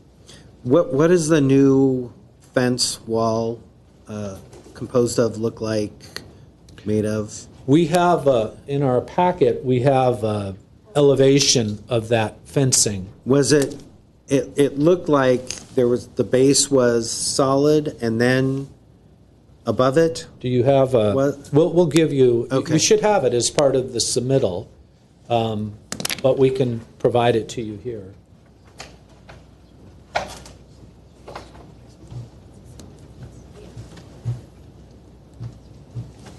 Oh, sorry. Yeah, you have it there. I do, we do. Yeah, Okay. and just a point of clarification, this is a similar design that was approved already for the elementary school across. Okay, that was, Yeah, it's the same one, and if you've had a chance to go out there, it's open, it's a beautiful fence wall aesthetically, but it also allows you to see through. okay. The fence wall at the elementary school was recently built, I'm assuming with a permit. How come that didn't need a variance? Well, Mr. Kiesel, it did. Oh, it did? Yes. Okay. And we went through the public hearing process. Okay. We got that approved, we got it permitted, and we constructed it. Okay.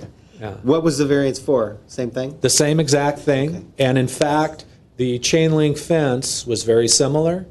The findings were very similar. The standards were very similar, and we were successful in getting that approved. You were? Okay. All right. Okay. Sure. One quick comment. You do have in the city, as typical of cities, there is a landscape ordinance related to parking. So we are not going to be achieving the thickness of landscape along the sidewalk or on the perimeter. It's not just going to be a foot. Because we are going to be landscaping on both sides of the fence, because the part on the inside is related to our meeting the landscape ordinance in the parking lot. So we have our, we don't have the dimension with us, but it's thicker than a foot. It'll be on both sides. Okay. That's related to another question I had in terms of, could you adjust the proposed location of the fence so there's more on the outside of the fence than the inside of the fence? Do you understand my question? As they're looking, the concern that we had too was parking.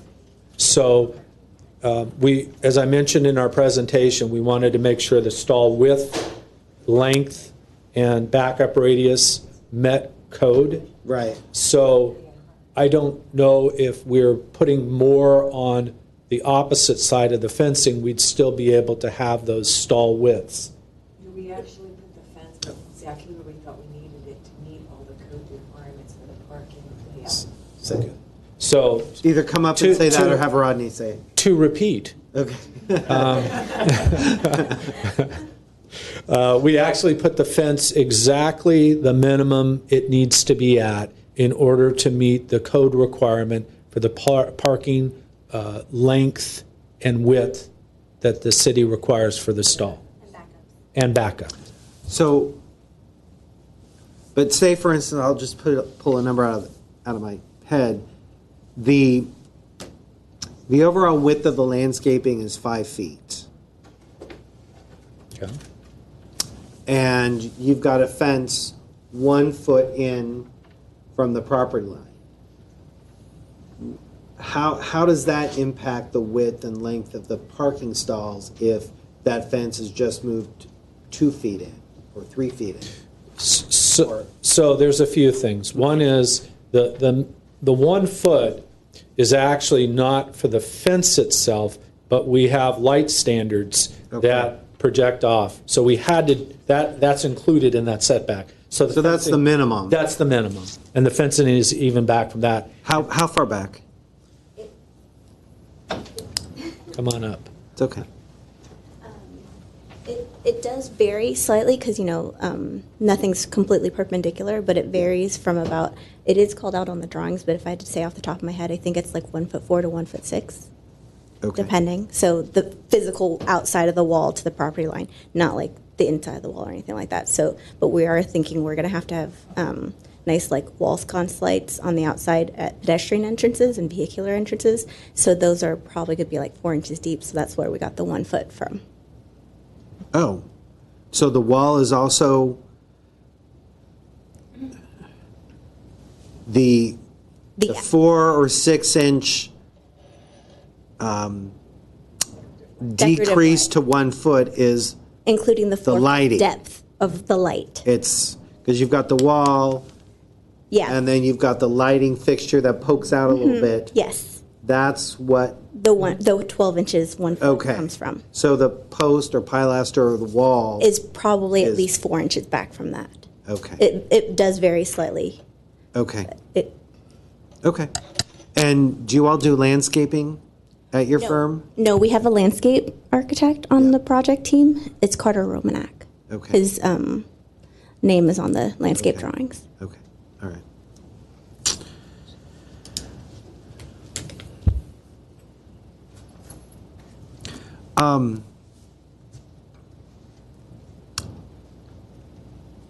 Does the school have a preference in terms of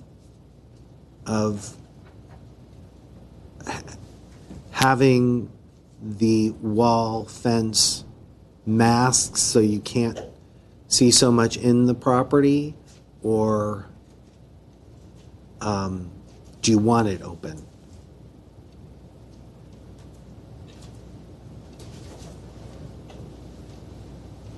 Are you referring to the fence that goes around the perimeter of Right, the yeah, property? sorry. We prefer to have it open. Okay. So that there are no security issues. We can actually see in and through. Okay, okay.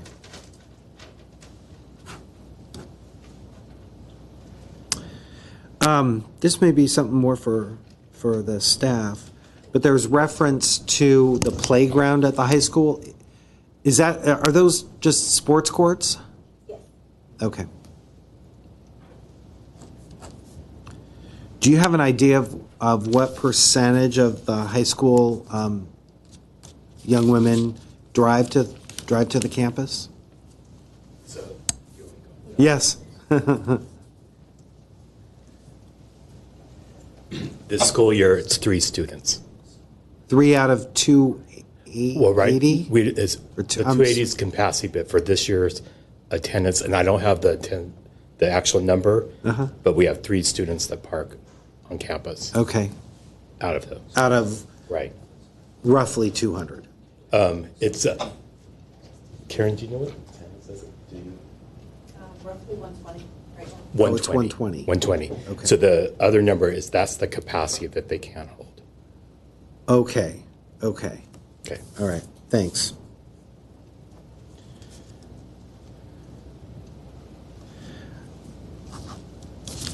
Could someone from your team come up and just quickly go over where the landscaping is now versus where you're proposing it? Just real quick. You can actually come up here. Oh. Yeah, Okay. that'd just be easier. So, in general, the lighter green is the existing landscape, and the darker green is the proposed, and that's broken out per phase. Okay. So on this existing plan, all this light green is where the existing landscape is. Okay. And when we get into adding the landscape, it's like, this is like the phase 1A. So we've Okay. got a little bit of darker green, Okay. and it kind of, so it kind of stays, that's the same one. So And then then you can this, see- you can see how where much. you improve, when you improve the parking, when you improve the parking lot, that's where all the Yeah, so you can see- interior stuff. Yeah, you can see the darker green here versus the lighter green. So that's Okay. kind of a consistent way shown through all the site plans. Okay. Okay. Thanks.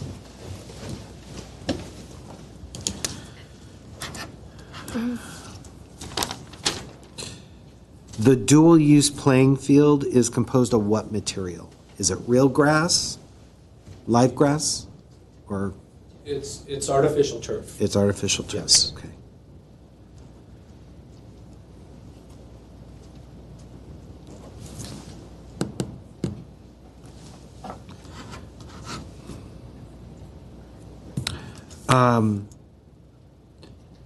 Do you all have any questions, concerns about the suggested conditions on any of the discretionary permits? Mr. Kiesel, yes. In terms of clarification, or I should say a slight modification, to the conditional use permit, conditions of approval, item number 4, which discusses that no live entertainment shall be permitted. Currently, the Holy Family Schools, and I should say campus, has 3 live entertainment fundraisers for the children and their parents. One is called the Parish Country Fair. The other is Huli. And the last one is Keep On Rolling. Okay. So we want to keep on rolling with those three. We want to make sure that we're able to continue to do that. Those are the only items that we have in terms of having live entertainment. And that also relates to item number 6 of the same conditions. And this is with all of the... Yes. Okay. This would be with all of them. Item number 6 relates to the music needing to be, music and noise contained within the edifice of the establishment. We meet the noise ordinances. We get a special event permit, things like that. Nevertheless, it is outdoors. It's not within the building. And it is, we do incorporate live entertainment for those 3 fundraising events. So we would want to make sure that we are able to continue to do that. So finish your thought. Continue to do that. I do want to point out one other thing, if I can, and it's not related specifically to this draft condition, but those are the 2 that I have identified. There was a modified public works engineering comments. Right. I just want to make sure, because when you started the hearing, you said you were reading through it. I just want to make sure that the one that you're looking at is the most recent one that we received this morning. Yeah, I know that was in there. I think maybe the other one was as well, but the most recent one was in there. And that's the one that you're looking at? Yeah. Okay, thank you. Okay. I apologize. I just wanted to clarify. There's one additional large community mass called Mass on the Grass. Okay. And the entire community is welcome. That's the only other fundraiser where we might actually have live music. And I'm assuming you get whatever proper permits you need. Yes, we pull permits for all of the events that you have listed. Okay. And do you anticipate any of this? Do you anticipate the increasing number of any of these sorts of events? No. Okay. No, we do not. Okay, so those were the only concerns? Yes, okay. That's correct. All right. Let's see.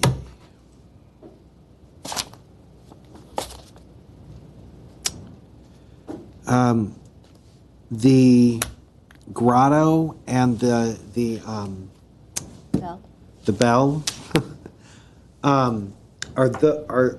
Are those on your plans shown where they're going to be moved? No. No. Okay. Do you have any issue of committing to where they're going to be moved today?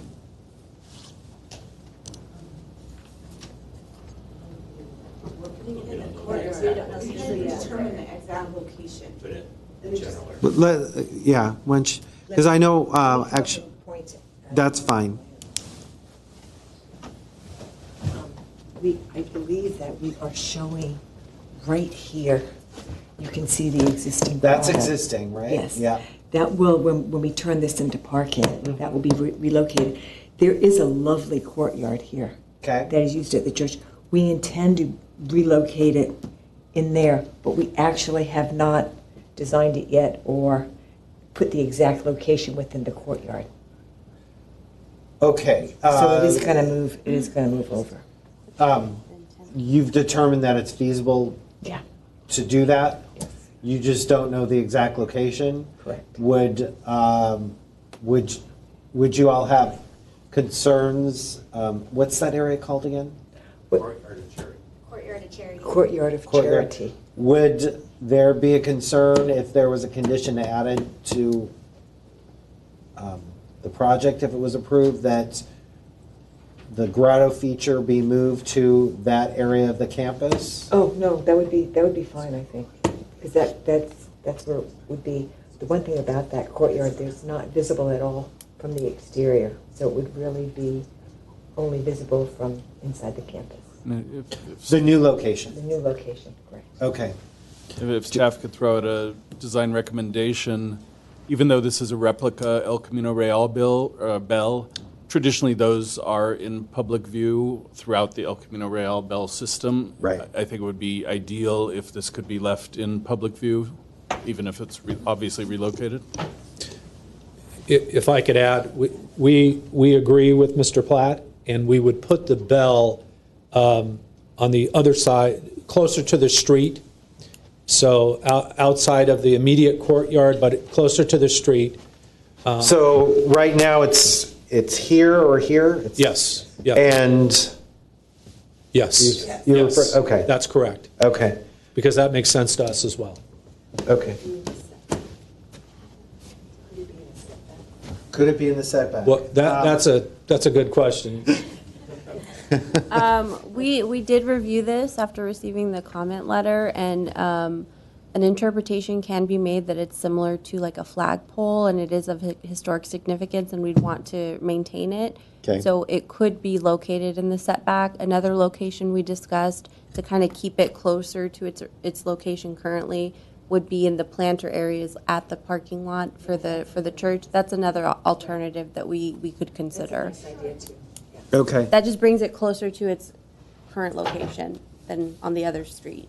All right. Mr. Platt, do you have a preference as to one of those two locations? No, I think the location in the planner keeps it close to where it is, but we don't know that it has been in that location for any set period of time, so we'd be open to alternatives. Just keeping it in public view would be ideal. Okay.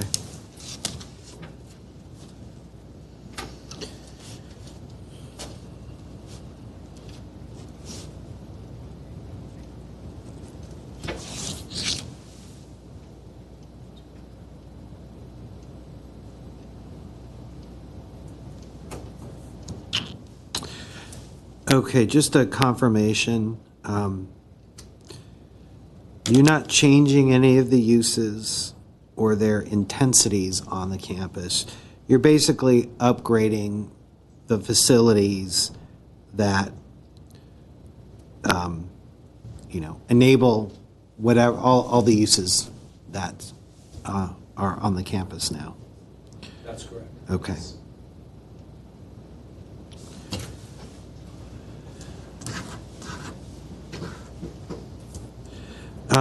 The new fencing between 8 feet and 11 feet in height, why is it varied? Why does the fence height vary? And 11 feet is pretty high, particularly right adjacent to the street? It's mostly because the topography changes. Okay. Like, the site, if it's, I'm exaggerating here. Right. If it goes like this, we want to keep it at the same height here. So over here, it's only 8 feet, but over here, it's 11 feet. So. Okay. And the 8 feet height comes mostly from the security for the school. Is there a way to step that height down? And also, where is the 11-foot height? I would need to double check. That's fine. Probably adjust that. Okay. Yeah, we would support stepping rather than having an 11-foot fence that close to the sidewalk. So if there's a way to redesign that to step it in a way that still looks good, that would be the way we'd prefer.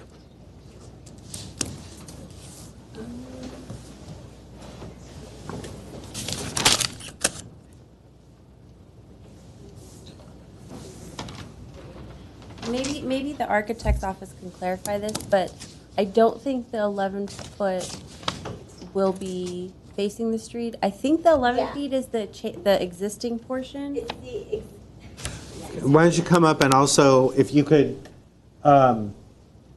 even, frankly, even a 10-foot high wall fence adjacent to a sidewalk or pretty adjacent to the sidewalk might be a little bit. I think it's more the elevations on the fences. I'm pretty sure it's that top one where it's an existing situation. They're kind of maintaining that. The new construction, I don't believe there's an existing fence here. Okay. That's between our property and the neighboring property that's not a part of our scope and not Okay. a part of anything to do with us. Okay. So that's kind of what we're maintaining. Like, it's mostly back here. The ones out here are the 8-foot level. Okay. So if I'm, There's 8 feet called out here, and that's all the exterior. Right, and this is the interior property. Yeah. Yeah, so 8 foot's okay. okay. So it's my understanding it's only 8 feet adjacent to the public right-of-way, and then in between your all's property and a property that's not a part of the campus, it goes up to 11 feet? That's correct. Is it 11 feet now? No, it's about 15 feet now. Oh, Yeah, okay. if you take a look out there, there's a very, very high, there's a block wall and then a Okay. very tall chain link fence right next to the Chestnut apartment building. Right. If you were to Google Earth that, you would see that Yeah. Here. very large fence. Okay. Okay. Let me see if I have any other questions.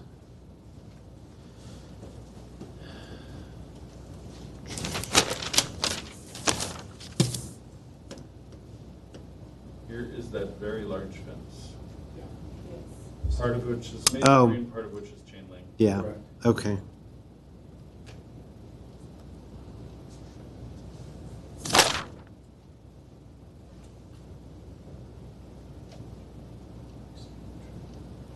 Okay. You know, I think I've covered everything that I had questions on.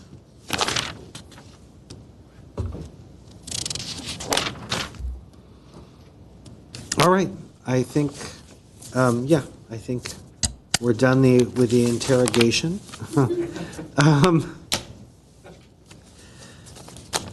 And so I will close the public hearing and take the variance cases, this conditional use permit case, and the parking reduction case under submission. And then at this point, we're going to end the meeting. Thank you. Thank you very much.